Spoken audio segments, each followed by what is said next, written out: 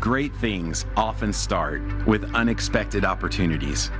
In 2016, when Hamlin Baptist Church sent out a letter inviting organizations to dream big about using their 64,000 square foot space, something extraordinary was set in motion.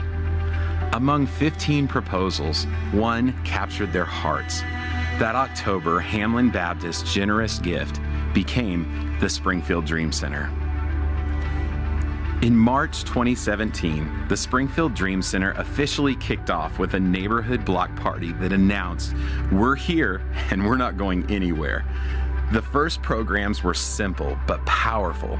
35 people gathering for community dinners, block parties that turned strangers into neighbors, and 11 kids building friendships during the Spring Break Club. Soon after, thanks to the generosity of Bobby Allison, the Activity Center was fully renovated with gleaming gym floors and basketball hoops. As Bobby said, "Let's show Northside kids what's possible, not leftovers." By fall of 2018, the Dream Center Academy was born, giving kids not just education, but stability and the opportunity for a future filled with hope. Through the years, families have been empowered through classes, groceries, partnerships, and relationships. Even during the challenge of 2020, when COVID forced programs to move online, the Dream Center never stopped. Drive-through dinners served over 400 meals each week, and kids had safe spaces for virtual learning. The mission didn't just survive, it thrived. Since then, incredible milestones have marked our journey. 2021 brought programs back inside. 2022 gave us a new roof. 2023 added step classes for adults and pre-K to Dream Center Academy. 2024 welcomed high schoolers. In 2025, we launched the loudest summer ever and began basement renovations, creating The Village, the future powerhouse home of expanded programs that will reshape destinies. It's hard for me to talk about the Dream Center without getting emotional. Honestly, I hope I can never talk about the Dream Center without feeling the things I feel. Because the work that is done here has not only transformed our community, our church, the people who come, our staff and our volunteers, but it has been the greatest honor and faith adventure of my life.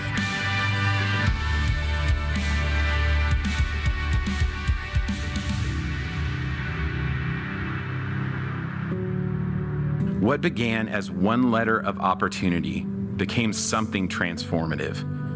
A safe place delivering dignity-driven support through relationship-centered programs to help families take next steps toward stability. From that first block party to hundreds of meals served, classes taught, and families changed, the Springfield Dream Center has always been about more than a building. It's about people. It's about neighbors. It's about bringing help for today and hope for tomorrow. This story isn't over, it's just beginning, and you're part of it. We love the Dream Center. And I want to take a moment and I want to welcome all of our campuses that are tuning in right now. We've got our Springfield campus live with us today. We've got our Nixa campus, our Republic campus, and of course, our Dream Center campus live with us right now. And everyone that's watching online, it's good to have you. Today might look a little bit different because today we're tag teaming this thing. So if we haven't met yet, my name is John. I help out as one of the pastors around here, and I am here with my good friend. I'm Jody. Yeah, well, I thought you might go with your alter ego. Nope. Okay, Jody, in case you didn't know, she's got an alter ego called Judy Dowdy. So it's not Jody Dow, it's Judy Dowdy. Listen, this is a problem when you say it from stage because I watched someone after last service put my name in their phone as Jody Dowdy. Well, and now I'm going to have to find a way to tell her that's not my name. So news report. Wait, what happened? It was happened? 2020. COVID wasn't kind to us in some ways. So I show up for a last-minute news report, and on one of the major news stations. One, my hair was curly that day. It looked like it was still wet, and then they called me Judy Dowdy. It was just bad all around. So now anytime I get a little spicy at work, they call me Judy Dowdy. It's my alter ego. So Judy and John here today. But today, if you are a first-time guest today, today might just look a little bit different than the other 51 weekends out of the year. But I do think that even though it looks different, we're gonna be talking about something very similar, where it's really how do you take the hope that you get inside these four walls and take that outside our four walls into our community. I think sometimes we get confused on, hey, what's the role of the church? Is this a place that I can show up to and meet a bunch of other people that think just like me? No. Like you might show up and there might be a bunch of people, but you're gonna find there's a bunch of people that don't think exactly like you. You might think, I just wanna show up to a place where everyone believes just like me. Well, you might show up to a place, but you're going to find that there's a bunch of people that have a bunch of different beliefs. And honestly, that's what makes a community like this so special. And today, you're just going to get to feel like the heartbeat of what this place is, why it exists. And if you came in here empty today, our goal is that you leave with a bunch of hope. And how do you take that hope and you overflow to a community around you? And I think that that just takes us getting outside these four walls. I don't think Jesus is sad when less people from our community show up to North Point. I think he's sad when less people from North Point show up in our community. And so today we're talking about how do we get outside these four walls. Let's make an impact in our community and bring the living hope that we received outside these doors. So we want to talk specifically about how did that look like organizationally. And really a big part of that is from the Dream Center. So Jody, tell me a little bit about the Dream Center. All right, so the Dream Center has been around since 2017, but long before Dream Center was a building, this heart of arrows out and give back has been part of the DNA of North Point since the very beginning. And so the video showed you a lot about the history, but there are a couple things that it didn't mention. And one of those is that in 2016, before we had opened, when Hamlin Baptist was getting ready to give away their building, the way they alerted everyone was through snail mail. So you got a letter in the mail, and at the time, the person who was checking the mail at North Point read that, thought, there's no way we have time for this, and she threw it away. And that night she could not sleep. And so when we get to look back, 8 years into this, we get to see these little moments where God was working, even when we as humans sometimes got in the way. And if that's not the story of most of our faith journey, I don't know what is. God is always working his plan, even when we try to get in the way of it. And so the next day she comes in, she gets the letter out of the trash can, and she walks it back to Jeremy and I at the time. And we looked at it, and for us, it was the next door that had cracked open in a conversation that we had been having for months about what does it look like to move North Point into a space where we're able to provide care year-round for our community in a different way. Not just responding to great things like Give Back and large events, but really having that comeback moment that we've talked about before, if you've been around with the Good Samaritan story, of that great piece of we want to care, not just in the moment, but around the moment and in between those times. And so we had a couple other leaders who had told us, hey, I think North Point is set up, has the DNA, has the people and the culture to do something like this. And so when that letter came to us, we took that as the door cracked open and we ran through it. And in October of 2016, Hamlin awarded us the building. We opened in 2017, and while programs will change here and there, what we have stuck with from the very beginning is this idea that we will provide help for today and hope for tomorrow to our community.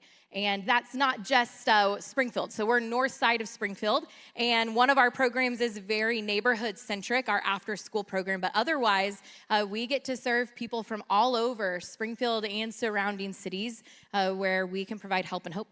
Wow, and this whole time I thought the Dream Center did sleep studies. So it's so good. How many You're times the one who keeps sending those callers. How many times have you been contacted about a good pillow? I know, more often than you would think. So it's a good thing we have weekends like this. That way people will now know what the Dream Center is. We don't have a Black Friday mattress special. You don't need to send people to us for that this week.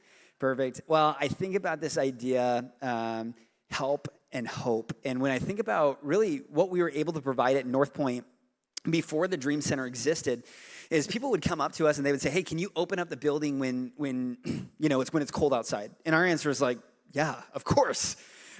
Hey, can you feed this person in need? Can you clothe this person in need? And our answer always wants to be like, yes, how can we help? And then we got to a spot where we realized like, hey, do we think that we could help better? And the answer was yes. And so really the Dream Center was this whole thought of, how do we not just be reactive to the needs in our community, but how can we be proactive? And so this idea of not just help for today, but how do we bring hope for tomorrow? And you guys even have a verse that you hinge on when it comes to that idea of hope. Walk me through that. We do. So before we opened, we're like, hey, we are North Point. North Point is us. So even if you're new today, what I want you to know is that for today, you get to be a North Pointer. And so everything we talk about from the Dream Center is a part of you today as well. But we said we really want a scripture, a verse that can help drive the thought process behind how we do programming and what we do. And so I knew in the back of my head we needed it, and I was just reading, doing my normal Bible plan one day, and this verse out of Proverbs popped up at me, and it was Proverbs 23:18, and it said, your future is bright and filled with a living hope that will never fade away. And it might as well have been highlighted in bold, standing off the page, because when I read it, I thought that's exactly what we're trying to do at the Dream Center. That's what we want. We want when people come in here, no matter how dark, how hard their life has been right now, whatever mess they feel like they're a part of, whatever has knocked them down, what I want them to experience when they come to the Dream Center is this thought that your future is bright. It's this idea of a growth mindset of where we are right now does not have to be where we remain. And so that we also know that your future is bright because of the second half of the verse, right? It says, because you're filled with a living hope. We know that to be Jesus, and that will never go away. And here's where that can anchor us and give us some really, some truth we can hold on to, is it doesn't matter what we're facing in our week, what bad report we got, what relationship is broken, what our financial situation is, what mess we've made or has been made around us. It says that our future is bright and filled with a living hope that will never fade away. Like, our job at the Dream Center is to remind people that their future is bright, and then to help them experience that living hope that when times get hard, they can still stay anchored in that truth and okay. You're really rewriting the narrative that maybe someone's been telling themselves all week. And I think no matter what campus you came in today, you might have walked in here and you've been telling yourself something all week. And then you hear a verse like that you're filled with a living hope, that you might read lyrics on the screen as you sing these songs, and it's a different narrative than what you've been telling yourself. And you get to choose, which story am I going to believe? Am I going to believe the story that I've been telling myself all week? Am I going to believe truth rooted in Scripture? That's going to change the way I see things and change the way I look at things. And I love this idea, help for today, hope for tomorrow. So it's not just, hey, can we help? Can you help today, but don't come back tomorrow?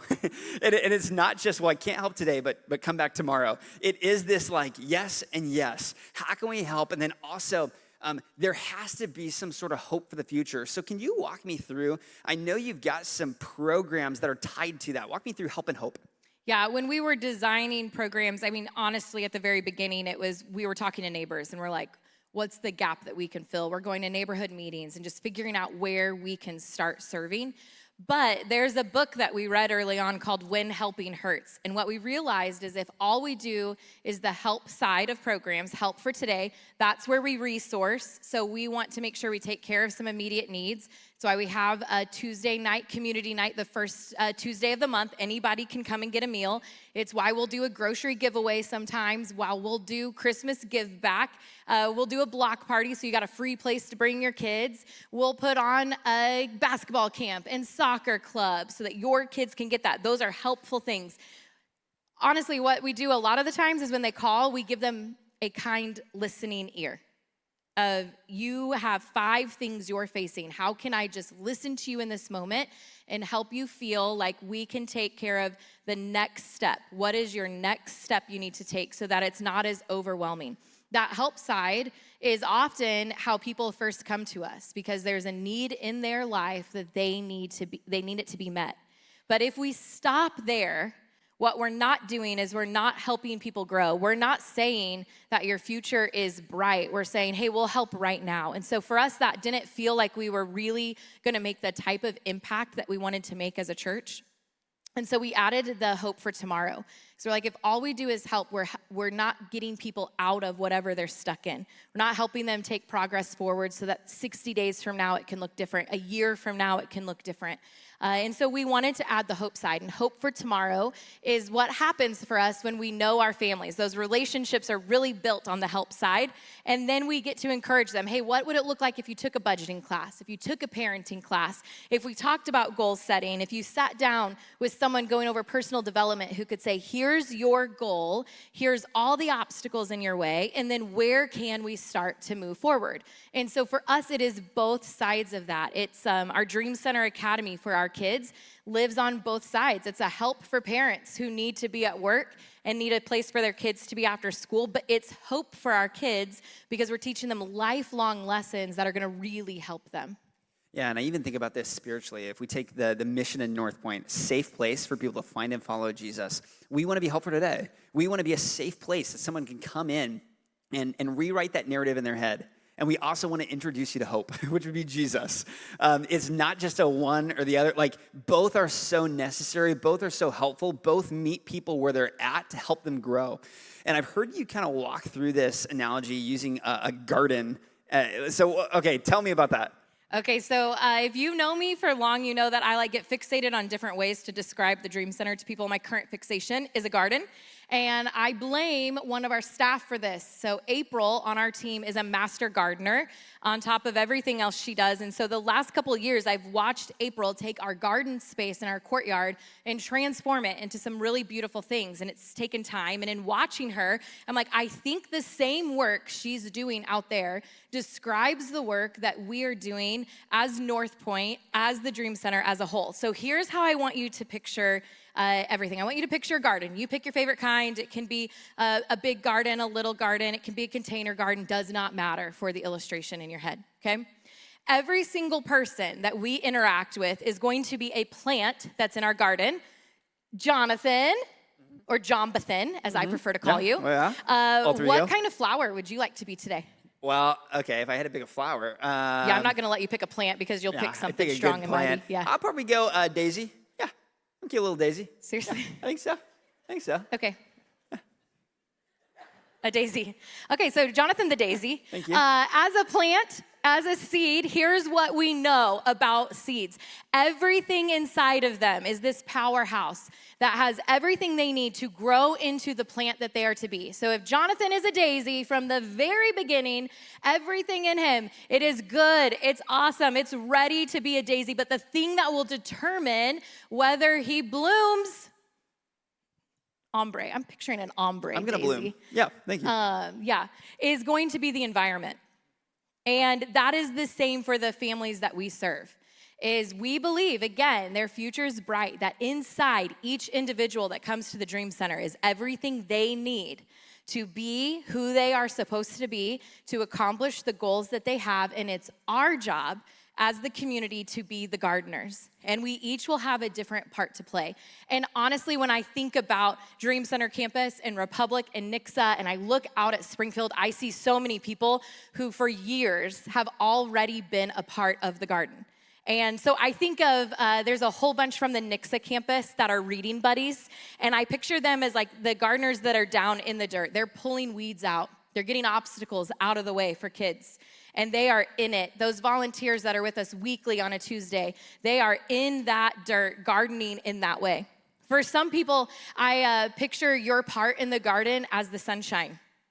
You're the encouragers.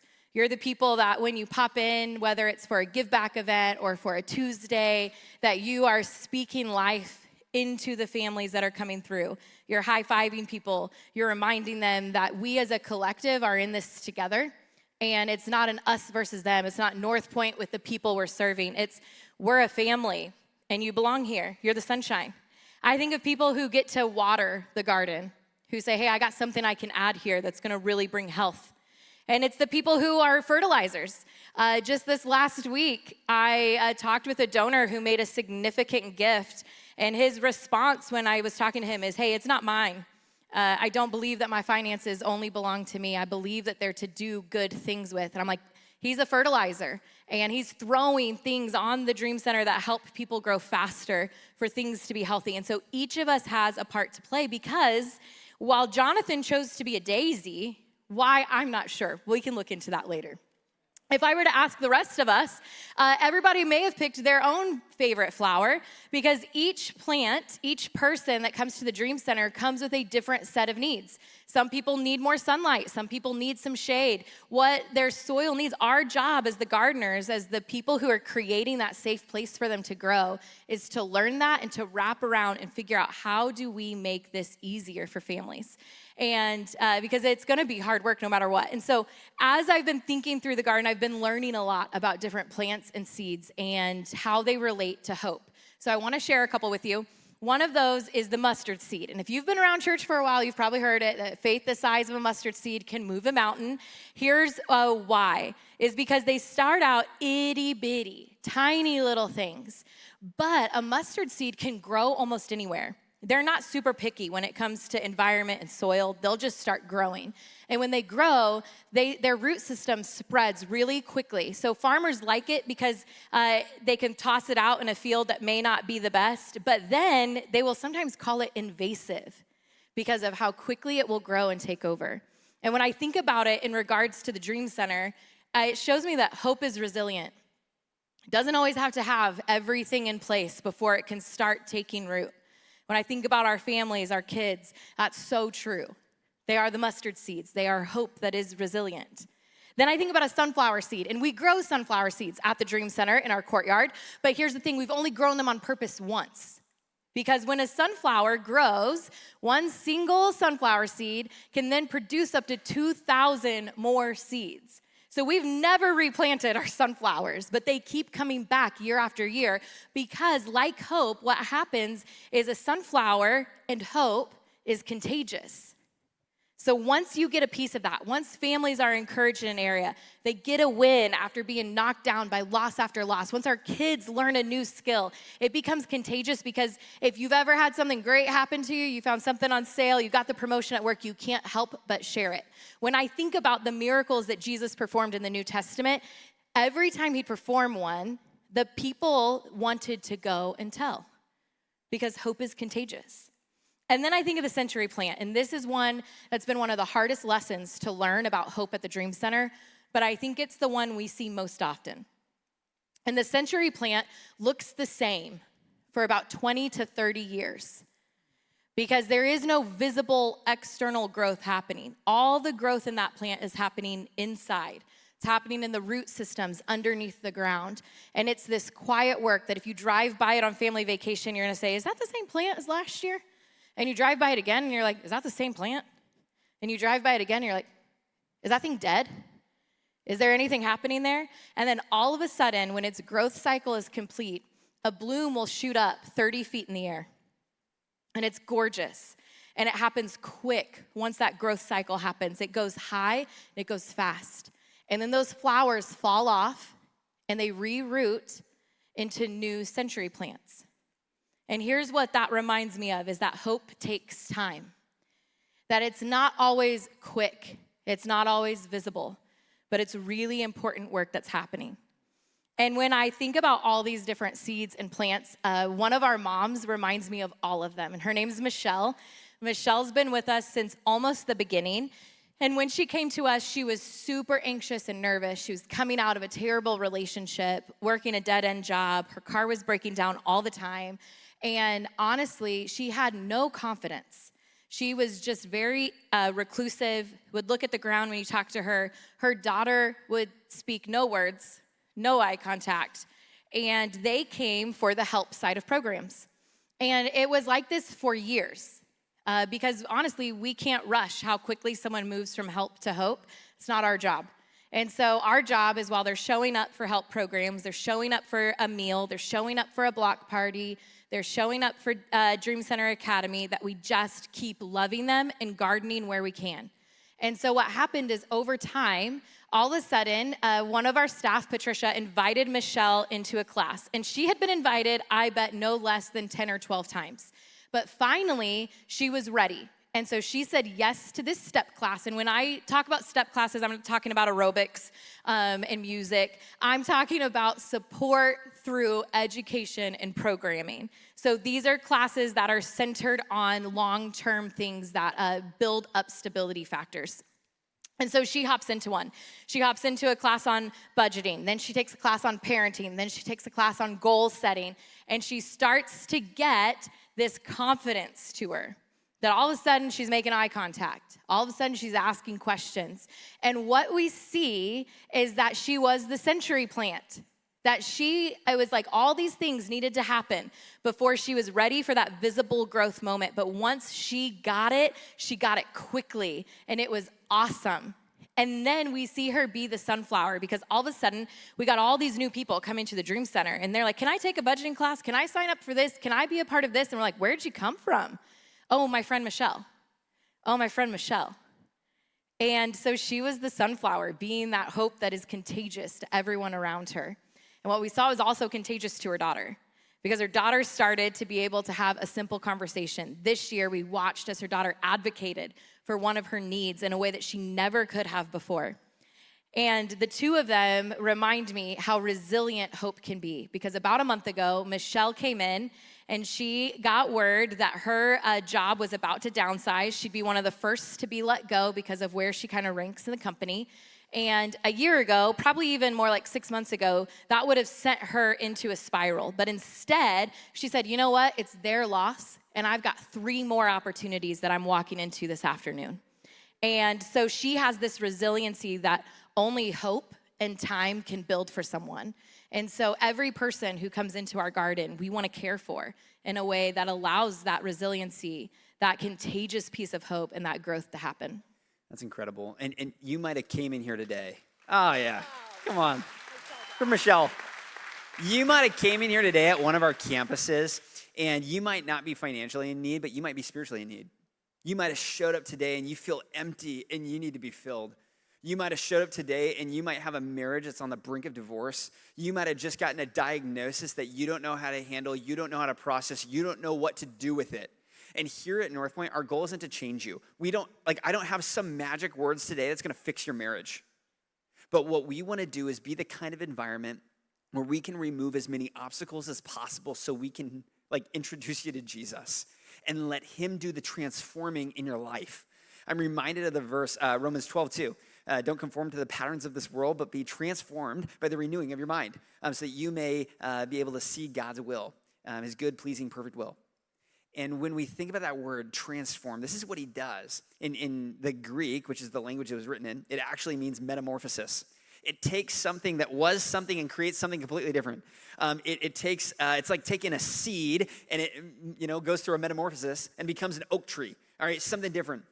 And when I think about your life, when you're able to connect to Jesus, let him be the leader of your life, he begins to transform, not your behaviors. This isn't a behavior modification.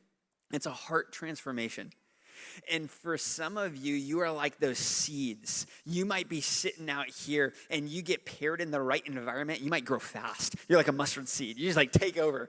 For some of you, you get paired in the right environment. You become contagious. That hope that you receive, now everyone gets to see and feel that kind of hope. You're like a sunflower. Maybe for others of you, you feel like a century plant.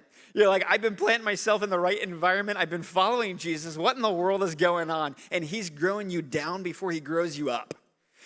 Whatever it is for you, oftentimes we find that we're a product of our environment.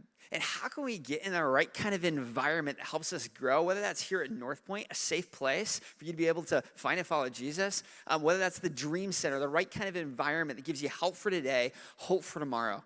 And so what we want to do is we actually have a video share some of the stories of what that environment at the Dream Center has done in so many lives. Let's check it out.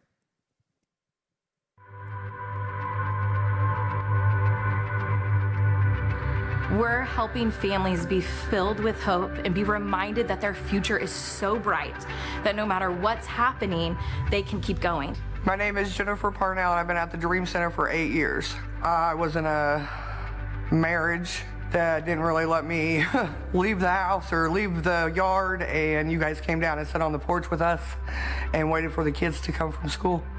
The support meant a lot to us, just for somebody to come and sit with us and talk with us. The Dream Center told us when they first opened up they was gonna help, and still today they do still help. My name is Terry Bronson, and I've been at the DC for about a year now. You know, honestly, like, I hope that other people find at the Dream Center what I found, which is just a community. I had been jobless for a few months, and basically I got really behind on bills. North Point helped me out to keep me going until I could find a job. I found the job, and then their only ask was that I go through the personal development with Patricia, which ended up actually being more of a benefit to me than anyone. I've learned so much, and I have money saved back. I'm months ahead on rent. Like it basically completely changed how I do things, and she really keeps me accountable. I'm Leanne Bateman, and we started at the Dream Center, oh goodness, it's been almost 2 years ago. So many people have come into our life because of the Dream Center that enrich our lives, that help us with our daughters, giving them good examples of it doesn't matter where you start in life, it's your choices. The village that we surround ourselves with has such an impact on us. Our oldest kiddo asked me the other day, Mom, are we poor? And I just kind of paused and I said, well, define poor for me.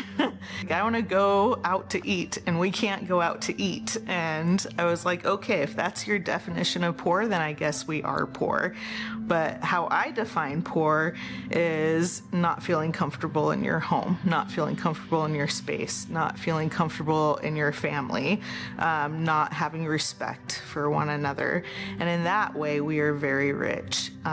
Having a village that pulls you down and doesn't build you up. That is a form of poverty that we don't have. Well, my name is Robert Cable, and I've been with the Dream Center for 6 months now. I try to come to as many programs as possible. I love them all. I like coming to the Dream Center because I feel like family. Honestly, Bible study's probably been my favorite so far. Just because of the group of people, the group of men that are in there, it's outstanding. Refinding God has been the biggest thing for me there. Feels like hope, someone cares. In a whole year, I hope my family is still at the Dream Center, but more active. I'd like to give back for what they've given to us. At the Dream Center, I found a safe place where seeds of hope led to a new beginning, where my family thrives, my community is stronger, and my dreams live again.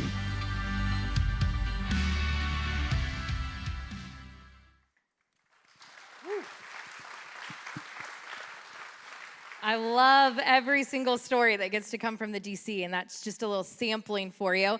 But today, right now, I have a very special guest with us, the Zachary. And Zach is one of our original Dream Center dads. Let's go. You seem a little nervous. A little bit. A little nervous? I gotta hold my mic up a little further. Yes, you do have to hold your mic up. You can't hold it at your belly button, Jonathan. Well, and I don't know. Hopefully, this doesn't make you more nervous, but I just know that the Dream Center campus is going crazy right now. Yeah, they are. Because they're like, Let's "Where's go, Zach? DC. Come on." Yeah, they are. All right, so to make you feel a little more comfortable, I've got a few pictures. Of you. So Zach is a single dad, phenomenal to sweet little baby Aria, way back. We're gonna watch you age through your facial hair. Half the man I was. Yes. So look, it's growing in. Until that was a few years ago, and now this was just recently. There's baby girl. You and your sweet baby girl. We call her the Dream Center princess because she thinks she owns that place. Knows it And like she the back of might. her hand. She might. Zach, tell us a little bit about when you first came to Dream Center. What was life like? What were you like back then? Oh, I mean, I believe I was a totally different person. I had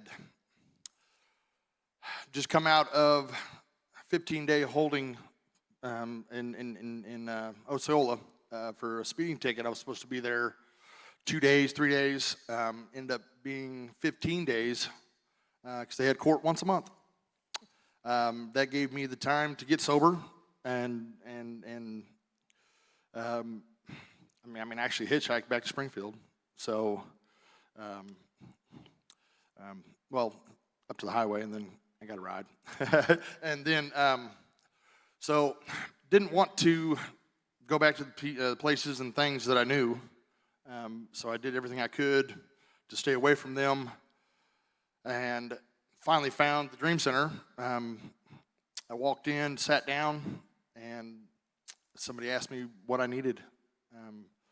I just needed a meal and maybe another pair of pants, some dry socks, because it was November of 17, and it was cold. But there was a family there serving, giving their time, and asked me if I needed a place to live for a month while I could get on my feet and get a job and find a room. And that's exactly what they did. They paid my cell phone bill so I could have contact.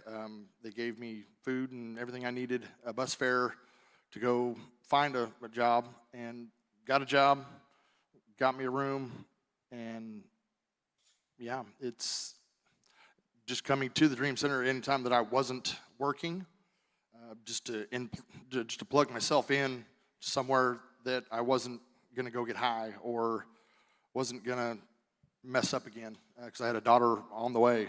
And that was terrifying to me. I didn't want that life for her. And just, yeah. So 8 years ago, a lot of uncertainty. Don't know what the future is going to look like.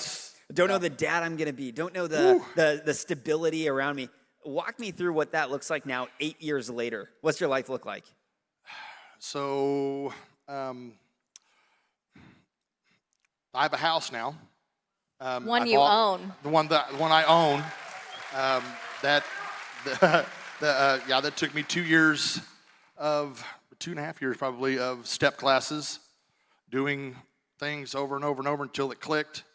The push that I had from Jody. It was a gentle nudge. Oh shoot, she was shoving, which I appreciate greatly. And many others. I mean, I had a need, I voiced it. It was either met or I had resources to go obtain that. Just so many people. I mean, I can't even name them all. I mean, I could, but we don't have time. We don't have time. Yeah, we do have a counter going. Zach, I remember our very first budget conversation we had. Maybe I shoved a little bit, you guys. It might have been a push. But Zach was trying to save. At this point, he's saving up money for a house. He had already bought his own car. So we're a few years in to making some really great decisions. And Aria, not one day has she had to question if her dad loved her, cared about her, and could prioritize her. He is a phenomenal dad. Really, really proud of you. Yes, thank you. And yes, Aria thinks that everyone at the Dream Center is her family. Yes. So it's Uncle Andy. It's not the campus pastor. Uncle it's Andy. Uncle Andy. It's Aunt I'm Sarah. JoJo. But Zach had this budget problem, and he wanted to buy a house, but he said, "Hey, I'm working." He's got a full-time job that he's held for a long time at this point, and he said, "But someone's stealing from me." I'm like, "Well, what do you mean?" And he's like, "I'm doing the math, and I should have some money left over at the end of the month to put towards the down payment of the house, and someone's stealing from me." So I'm like, "All right, save your receipts." Well, I don't know if you'll be shocked to know this. He did not save his receipts, but it is the land of online banking. So I'm like, "Great, you have landed yourself in my office with the whiteboard and your online banking account. Let's put it on the board, and we're going to see who's robbing you." And Zachary, what did we find? Come and go, come and go, come and go, come and go, come and go. Uh-huh. Come and go. Yeah, yes. All his money was going towards Red Bulls, and I do mean that plural. We're buying 3 Red Bulls a day at a gas station price. So we learned then some cost-effective tools of, hey, the Red Bulls aren't our enemy, but there's a smarter way to do this. So now we buy our Red Bulls where? At the grocery store. At the grocery store. And both how at many once. Red Bulls do we consume a day? Not 3. Not 3. He's not also willing to say just 1. Yeah, he's honest. Zach is anything if he is honest. But it was that need for, hey, maybe you've been there before in your own budget where you're like, why isn't this working? And then you put it on paper and you're like, oh, me, I am the roadblock in my own success. And oftentimes that's what our families experience is they're like, how do I get out of my own way? Well, first I have to be willing to say, what is in my way? And Zach, you've always been committed to growth. So in 8 years, we've celebrated sobriety. We've celebrated your car, your house, a phenomenal kid. And a couple months ago, you came to me and you said, what if I could do more than the current job I'm in? And so give us an update. So I've been doing FedEx delivery for about 7 years. This will be my 8th Christmas, and I said I need a new job. So I applied for a new job, more money, less work. Yeah, everybody's goal, right? More money, less work. So, yeah, I mean, that's going to be a great new adventure. Yeah, what I love is when Zach went and applied, he also said, I'm the one who picks my daughter up, so here are the hours I can work. Do you have something for me? His track record spoke for himself of how hardworking he is. So December 1st, we start a new job, making more money, which means back in my office for a budget conversation. Yes. I had a little shove publicly. Everybody heard it, so now you got to show up for it. Will you please, one thing, I want to say one thing before we clap you out, is one time you said to me that the Dream Center was an anchor when you felt like you were just floundering and floating around. And now what I think is so beautiful, Zach, is you are an anchor for so many other people. Dream Center campus, I know you're headed back there after this to help with teardown. Everyone there loves you. You bring people in. We're proud of you. So will you please give Zach a round of applause?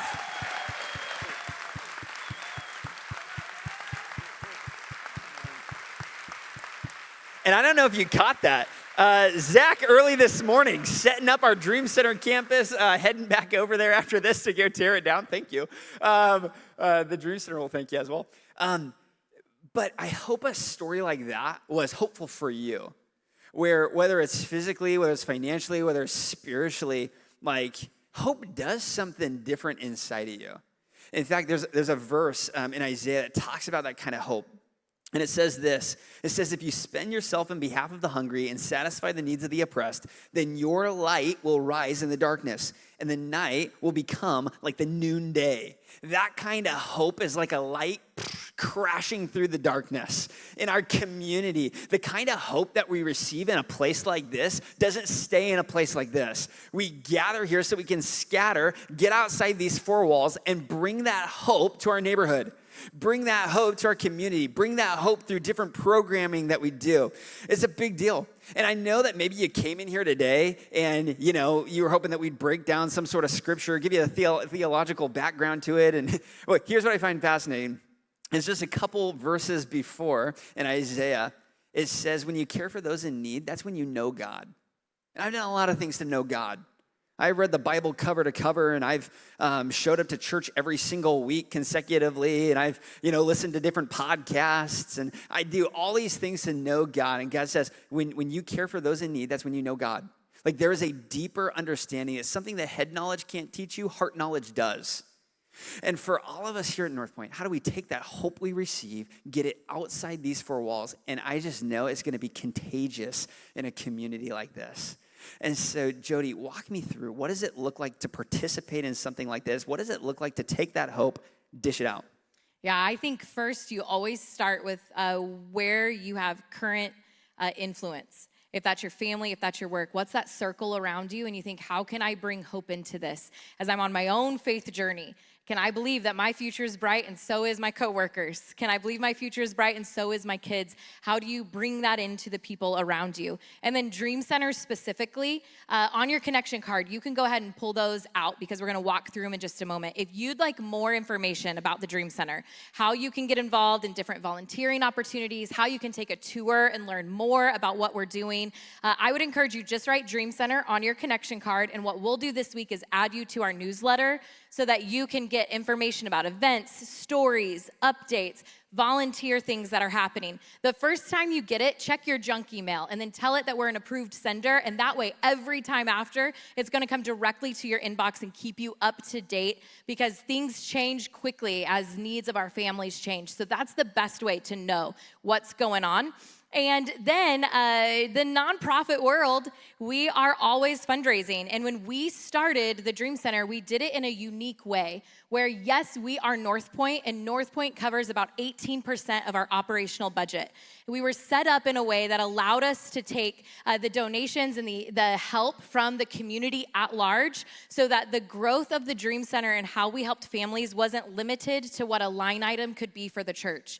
And so the church is one of our best supporters, and they help in all sorts of ways that aren't on paper. So from HR to all of these oversights that we have being North Point, but it's about 18% of the budget. The rest of that we raise from individual donors, business sponsors, some small grants, and Q4, October, November, December, is the largest fundraising season for the Dream Center. So we see a large chunk of money get raised this quarter. And so November and December, we will raise an additional just over $240,000 towards the operations to help keep things going in 2026. So Jonathan will tell you more about if that's something, when you're thinking of a year-end gift, that you want to specifically partner in that way, then we'll give you that info too. But one of the other things we do is the conversation of Dream Center started from conversations about give back, and we still do give back at North Point because we think it's an important expression of Arrows Out, and so we partner through Christmas give back that's coming up, and I think you've got the details on that too. Yeah, I think it's just whatever you can do, let's do it. Whether it's writing a check, whether it's serving at our give back event, maybe it's bringing in supplies. You're going to notice that at all of our campuses that we've got a Christmas give back event that's coming up for Dream Center and Springfield, and that's going to be here at the Springfield location on December 6th. For Republic and for Nixa, that's going to be at their campuses on December 13th.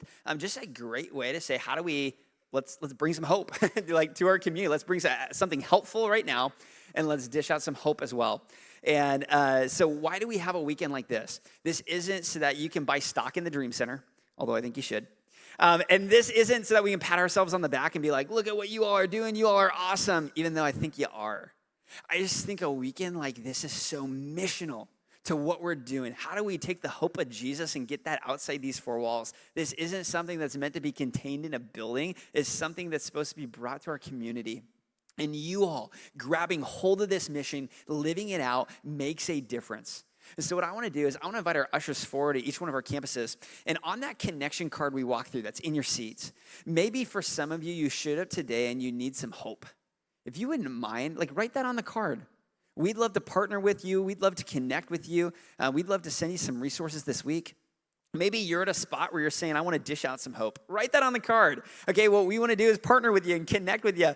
Maybe you got a prayer request. Maybe you want to write something, an I will statement. Maybe you want to write Dream Center on there and get on the email list. We'd love to connect with you this week. It's a big deal at each one of our campuses. As well, it's also our opportunity to give. And those who give to North Point, thank you so much. I just want to celebrate what you all are doing. Dream Center would not be possible without the seeds of your donations. And so thank you so much for helping provide help and hope in our community. And if this is something where you want to give directly to the Dream Center, if you hop on our app, in one click, it says give to the Dream Center, you can hop on there and give directly there.